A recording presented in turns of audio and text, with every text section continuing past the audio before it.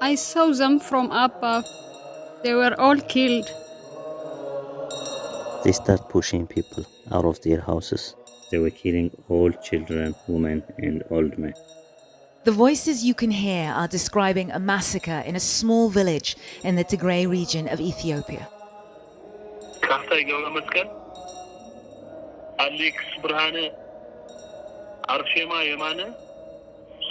These are the names and pictures of some of the dead, voiced by a man desperate to memorialize those lost on a holy day in November.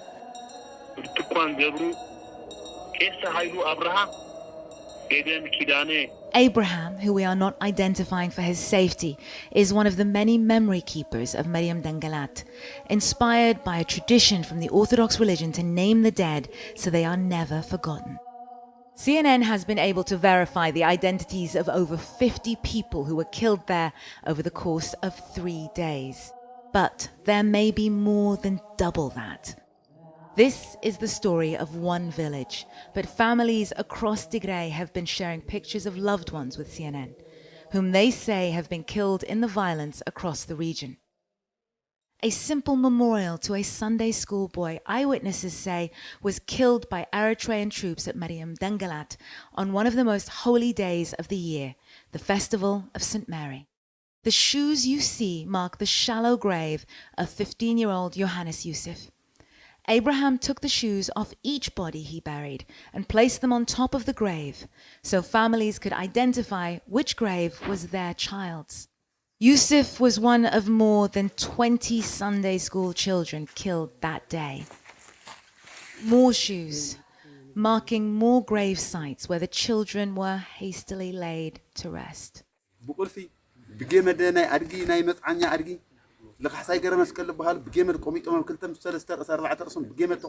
This video was secretly taken and smuggled out to CNN to avoid Ethiopian and Eritrean troops.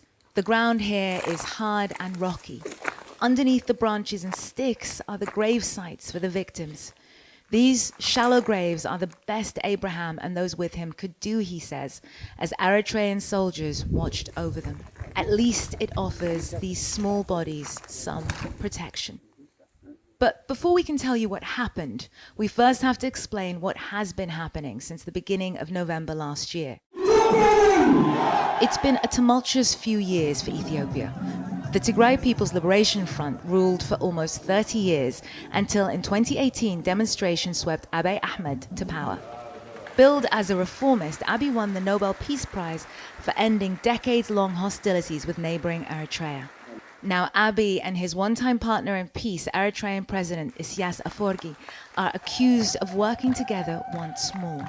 Eyewitnesses tell CNN Eritrean troops are supporting Ethiopian forces in their battle in Tigray. They say they recognize their uniforms and dialect. Ethiopia denies Eritrean troops have crossed into the region. But in January, the US State Department said it had received credible reports of Eritrean troop involvement in the conflict in Tigray. And in a statement to CNN, they said Eritrean forces should be withdrawn from Tigray immediately. It is these Eritrean troops that villagers from Maryam Dangalat say entered and massacred their friends and family. Yet Abiy Ahmed denies any civilians were killed during military operations. Through dozens of witness testimonies, CNN has been able to recreate how the massacre at Maryam Dangalat unfolded. We chose 3 witnesses with differing vantage points to illustrate the full horror of what happened on that day last year. We must warn you that the testimonies you're about to hear are disturbing and graphic. Those who spoke to us risked their lives to do so, and we used animation and actors' voices to hide their identity. The day had begun a happy one. Desta was helping to prepare for the hundreds of pilgrims who come every year to celebrate the festival of the Feast of St. Mary. Suddenly, he heard gunshots. He could see Eritrean troops blocking the entry and exit points to the village. He fled. I moved up to the mountain area. From a distance, I could see them taking people and shooting them. This is a map of Dangalat. It sits inside a valley. Here is the church where Desta sees what happens, and here is the village where people are returning from morning mass. Marta and her family were returning from morning church services when she saw people running. She headed quickly home, where she was confronted by Eritrean troops. They came to our house, then they told us to get out. There were a lot of soldiers outside, and they were saying, come out, you bitches. We said, we are civilian, showing our IDs. They didn't ask any question, they just opened fire. Isaias, his sister, and his child fell to the ground, shot. Marta's husband, who was next to her, was also shot. I thought he was going to survive, but he died. This sketch is based on a real photograph taken months earlier. It's of Marta's wedding day. She is now expecting her first child. The killing continued. People told CNN some bodies lay out for as long as 5 days. The troops refused to allow them to bury the dead, even as hyenas and vultures preyed. Abraham, the memory keeper, had taken refuge in Dangalat from the war and devastation in his home village. Today, he was helping clean the church ahead of the festival. But instead, he became part of the team burying the dead, among them more than 20 school children, in a mass grave. They were all so young, and they took them and killed them together in a field. Abraham and others registered the kids' names as best they could. One by one, the shallow graves were uncovered, and parents came to identify their children. Some so badly disfigured they could only be identified by their clothing.